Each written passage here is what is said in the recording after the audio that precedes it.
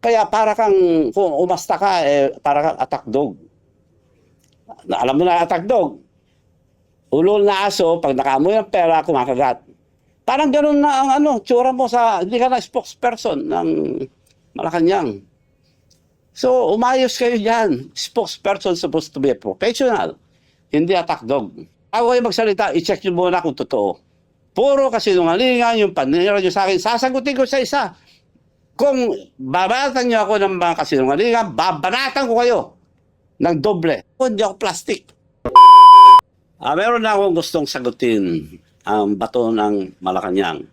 Noong nagpunta ko sa Roma, binato ako ng katakot-takot na mga trolls. Ang tawag ko dyan, attack dog. Alam niyo ba attack dog? Ulol na aso, pag nakaamoy ng pera, kakagat. Now, sasagot, lahat, tandaan niyo po ito, isa lang ang salita ko. Pag may totoo sa mga panira nila, magpapakulong ako. Ngayon, hindi sila nakontento sa trolls. Naging trolls, yung spokesperson ng Malacanang, Claire Castro, Yusek Claire Castro. Ganun ba kababa ang spokesperson ng Malacanang? Naging parang attack dog. Dahil kung basta magsalita, parang attack dog. Alam niyo ba, girl, ang pagsasalita mo, para kang attack dog. Alam mo ba, attack dog, sinabi ko na, pag nakaamoy ng pera, kakagat. Naubusan na ba kayo ng attack dog na ikaw na mismo ang nagsasalita? Magsalita kayo ng totoo para paniwalaan kayo ng tao. Wala kayong isang salita eh. Sasagutin ko, ano yung mga issue mo sa akin? Nabanggit mo, weteng. Sabihin ko sa'yo, on record tayo mag-base lahat. Kung gusto kong weteng, panahon ni GMA, madami akong makukuha. May kinunab ako, mas kisa, magtanong kayo sa mga mayor ng STL. Nagpapaweteng nung araw, doon sa bayan, sa probinsya ni Presidente. Wala akong kinuha. Kung interesado ko, ang dami kong nakuha. O, yun ang sagot ko sa weteng. Ano pa ang issue? Ang dami pong binabato ng dito to. Ano pa ba yung mga issue niya? PCSO. PCSO. Ikaw nagsabi yan, ha, girl? Miss Claire. Castro, ikaw nagsabi, ano ba meron dyan? Bakit yun ang gusto mo? Bakit yan? Director, bakit pinagpipilit mo director? Hindi ko po pinagpipilit. In-offer yan dahil ang sinabi sa akin ni First Lady noon, ikaw nagsabi si First Lady noon, there must be something for Manong Chavit, ang laki na tulong. PCSO o PAGCOR. Kinongratulate pa ako yung mga kaibigan niyang babae sa mga barkada niya sa Bacolod. Manong, congratulations, binigay na pala sa yung PAGCOR. Oh, mabuti naman para ibigay ko sa mga mayors ako, para ang daming tumulong kasi. Hindi rin binigay siya. Okay lang, nagtapo ba ko? Antay, mag-antay pa rin ako. Antay. O, kung hindi, PAGCOR, PCSO, wala rin. O, ito na. Nagtampo ba ako? Hindi. Antay pa rin ako. Pinag-antay ako, antay pa rin. Pumunta sa bahay ko si Milyonaryong Robles. Chairman ngayon ng PCSO. Milyonaryo na raw. Kaya tawag ko dyan, Milyonaryong Robles. Pumunta sa bahay. O, Manong, gusto kitang tulungan. Ganito. Ibibigay ko sa iyo ang, magantay ka lang. Antay. Oo. Bibigay ko sa iyo ang Laguna at Batangas. So, salamat naman para maibigay ko sa mga mayors na tumulong. Nung ibibigay na, tapos na ang time mo lang na matapos ang kontrata, nung tapos na, kinausap ako. Kailangan ko sabi mo sa taas. Bakit? May instruction sa taas na bibigay sa iba. So, sino? Yun daw, doktor niya at saka meron pa. Hindi ko nasasabihin yung iba. Sosyo-sosyo sila. O, nagantay ako, nagtampo ba ako? Antay pa rin ako.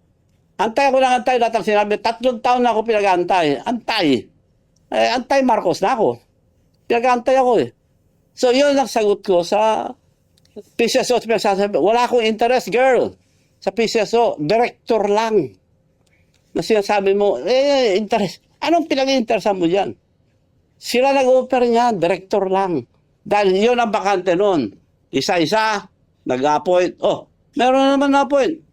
Sabi ni Presidente mismo, baka naman malaki yung ano. Hindi, director na lang daw. O, director, okay. Madali yan. Libo yan, dami yan. O. Sabi naman ni Secretary Lagdame, ako bahala. Director lang ng PCSO, ako bahala. Antay ka lang, antay ka lang. Antay, antay, antay. Isa-isa, may na-appoint na director. Tawag na naman ako. O may na-appoint na, wala naman. Akong bahala, Manong. Antay ka lang. May na-appoint na naman. Nagsita kami, akong bahala. Antay ka lang. Hanggang napuno. To cut the story short, napuno. Ayun. Hanggang ngayon, wala. So, wala silang isang salita. Kaya ikaw, girl, dapat isa lang ang salita nyo, huwag kayo magsinungaling. Dahil lahat ng sinasabi mo, puro kasinungalingan na panira lang sa akin. Kaya para kang, kung umasta ka, para kang attack dog. Alam mo na attack dog. Ulol na aso, pag nakaamoy ng pera, kumakagat.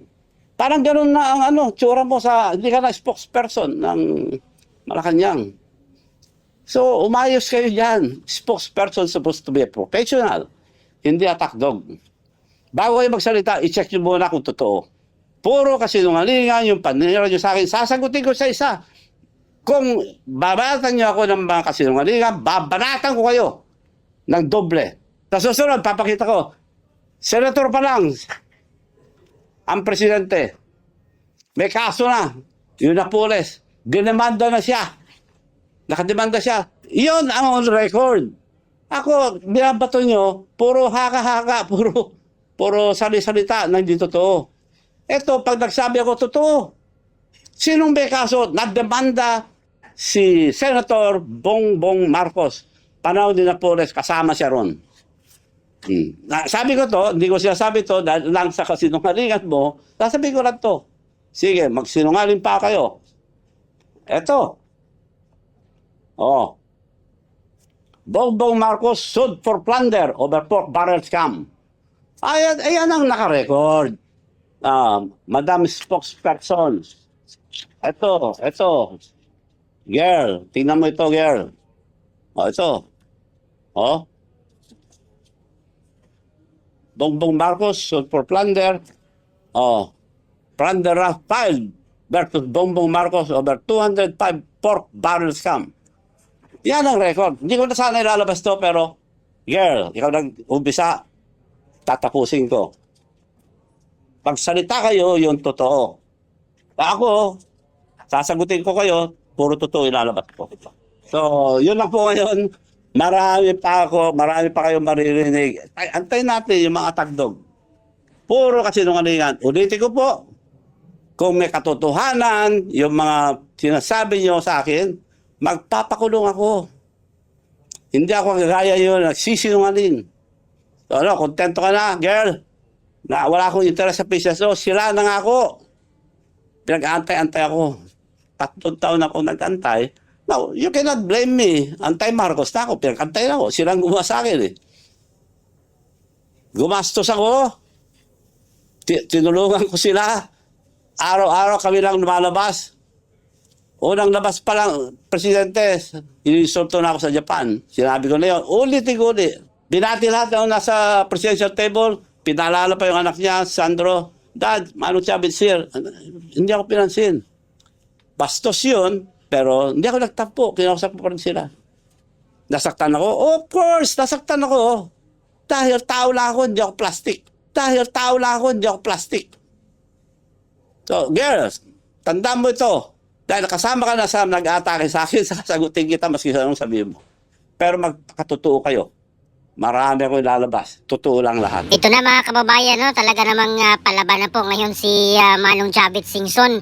Laban dito kay Claire Castro, mga kababayan, na tumitiran na talaga sa kanya, mga kababayan. Nung mga nakaraang araw ay medyo pahapyaw pa. Pero ito ngayon ay si Claire Castro talagang umatake na ng husto at hindi na po nakatiis itong si Manong Chavez Singson. At ginamit na po niya kanyang platform, mga kababayan, para sagutin itong si Claire Castro na sabi ni Manong Chavez ay nagiging attack dog na at kung mayroon daw pera ay kakagat mga kababayan. So nakakahiya po yun mga kababayan para po sa aking opinion, no? Nakakahiya po yun na tawagin kang attack dog at kung may nakakitang or may pera kang nakikita ay kakagat ka agad mga kababayan. Nakakahiya po yun kasi sa Malacanang po sila mga kababayan, no, sa PCO at undersecretary po yung kanyang posisyon at nakakahiya po mga kababayan professionally, no, na sabihin kang attack dog at kung may pera kang nakikita ay aatake agad. Nakakahiya po yun mga kababayan. Iwan ko ano po kayang reaction ni Claire Castro pag narinig niya po yung sinabi ni Manong Chavit na siya po talaga ay attack dog mga kababayan. At alam naman po natin yan tuwing about sa Duterte yung issue mga kababayan, talaga namang napaka-bibo, no, ni Claire Castro magsalita patungkol sa mga Duterte. Napaka ano po yung kanyang banat kay BP Sara at kung ano pang mga issue na involved, no, na binabato dito, involved yung mga Duterte, ay talaga namang napaka-bibo ni Claire Castro magsalita, sumagot mga kababayan. Pero pag ang issue ay may kapalpakan patungkol dito sa Malacanang, sa Marcos administration, ay napaka-iksi yung kanyang sagot at hindi alam, itatanong pa doon, hindi pa nakausap yung presidente, mga ganyan yung mga salita niya. Pero pag Duterte yung topic, yung pag ano ni BP Sara, yung pag-iikot niya sa ibang bansa ay talaga namang giliw na giliw si Manang Claire Castro at ngayon talagang tinawag na po siyang attack dog talaga ni Manong Chavit Singson. At abangan natin yung sagot ni Claire Castro mga kabayan dahil meron pong resibo na inilabas, no, itong si Manong Chavit na itong si President Marcos ay involved noon sa PDAF scam ni Janet Napoles mga kababayan. So hintayin natin yung sagot ni Manang Claire Castro dito mamaya mga kababayan. Meron pong press briefing, no, ang Malacanang at ano kaya yung kanyang buwelta dito kay Manong Chavit, no, at patungkol sa kanyang sinasabing hindi na nabigyan ng posisyon kaya nag-iingay ngayon si Manong Chavit, no. Kung tutuusin mga kababayan, no, bilyonaryo naman po itong si Chavit Singson at sa tingin ko hindi na po niya kailangan tong posisyon at director lang pala mga kababayan yung ibibigay sana at pinag-aantay po si Chavit Singson ng 3 years. Hanggang ngayon wala po kaya nagsalita na po siya kaya laging antay Marcos na daw siya kasi lagi siyang pinag-aantay at pinagmamalaki pa ni Lagdameo na ako bahala dyan mga ganyan-ganyan. Pati si Mel Robles pumunta daw sa kanyang bahay at nag-usap sila at hanggang ngayon ay wala nga nangyari kaya itong Malacanang talagang wala pong unang salita mga kabayan. Wala po silang one word, no. At kitang-kita naman po natin yan, no. Lahat ng mga kilos nila, lahat ng mga sinasabi nila ay kabaliktaran na mga kabayan, no. At una nga po dyan, yung ayaw daw makipagtulungan sa ICC. At eventually, ayun, pinabitbit nila si Pierre Ade doon sa ICC. At yung impeachment ni VP Sara, ayan, sabi ni Pangulong Marcos ay ayaw niya ng impeachment. Pero talaga namang number 1 yung anak niya na nag-sign, no. Talagang hindi totoo yung kanyang mga sinasabi mga kababayan. Kaya isipin mo na kung meron promise si PBBM, isipin mo na yung kabaliktaran. Yun po yung mangyayari. So ganun po describe ni Manong Chavit mga kababayan si President Bongbong Marcos na wala po talagang one word, walang isang salita. At hindi naman po sekreto yan mga kababayan na talagang tinulungan po sila. Tinulungan po siya ni Chavit Singson nung tumakbo pa siyang presidente, no, nung 2022. Pinagamit lahat ng mga assets niya, yung eroplano niya, gumastos siya. At ngayon, ito na po nangyari. So, sabi nga ni Manong Chavit, hindi naman po siya nang hingi ng posisyon bagkus ino-offeran po siya, no, ni President Marcos na ganyan-ganyan. Manong Chavit must have something daw. Pero hanggang ngayon wala naman po. Pero hindi naman po daw siya nang hingi mga kababayan bilang kapalit nung pagtulong niya sa kanyang kandidatura nung 2022 mga kababayan. At ngayon nagsalita na si Manong Chavit, talagang nagdeklara na po siya na anti-Marcos na po siya at babanatan din, babanat ulit siya mga kababayan. Kung babanat yung Malacanang, mas doble pa yung kanyang buwelta, yung kanyang banat dito. Ayan, so para po sa aking opinion mga kababayan, no, at naniniwala po ako dito kay Manong Chavit na wala po talagang one word, walang isang salita si President Marcos Jr. mga kababayan. So di ko alam kung meron talagang nagmanipula sa kanya, no, na mga tao nakapaligid sa kanya. At sana hindi po siya magpagamit mga kababayan dahil siya naman po yung binuto ng mga tao, ng mga Pilipino. Dapat doon siya paalagaan niya yung kapakanan ng mga Pilipino. Hindi siya maniwala, hindi siya makikinig doon sa mga tao taong nakapalibot sa kanyang nagdikta sa kanya, mga kababayan, at naniwala po ako mayroon talagang nagdikta sa kanya dyan, kahit mismo si Senator Amy Marcos ay hindi na nga po makalapit, no, kay PBBM, mga kababayan. Sinabi ni Senator Amy, matagal na pong hindi po siya or hindi sila nakapag-usap ni PBBM dahil merong mga humaharang, mga kababayan, at alam na natin kung sino yung mga humaharang dyan, mga kababayan, na dikit na o sobrang dikit dito kay Pangulong Marcos Jr. So ano pa masasabi niyo dito, mga kababayan, sa buwelta ngayon ni Manong Chavit dito kay Claire Castro, na talaga namang atakdog na daw, mga kababayan, pag may pera ay kakagat agad itong si Claire Castro. Nakakahiya po yun para sa akin, mga kababayan, tawagan kang atakdog at abogada ka pa, professional ka, ayan, official ka ng Malacanang, tapos tawaging atakdog. Ayun, so okay lang yun mga trolls, mga kababayan, na sinasabi ni Congressman Paulo Marcoleta na hired ng PCO na maging reactors kasi mga nakalock yung mga profiles nila, nakadami, mga dami accounts yun, mga kababayan. Makikita mo nakalock, yung iba hindi nakalock, merong 5 friends, mga ganun, mga 5 pa lang, mga 10 kaibigan. So alam na, matik na yan, tapos ibang lahi pa yung iba, mga kababayan, or mostly mga ibang lahi, mga kababayan. So yun po yun talaga mga trolls na talaga namang sikreto yung accounts, mga kababayan.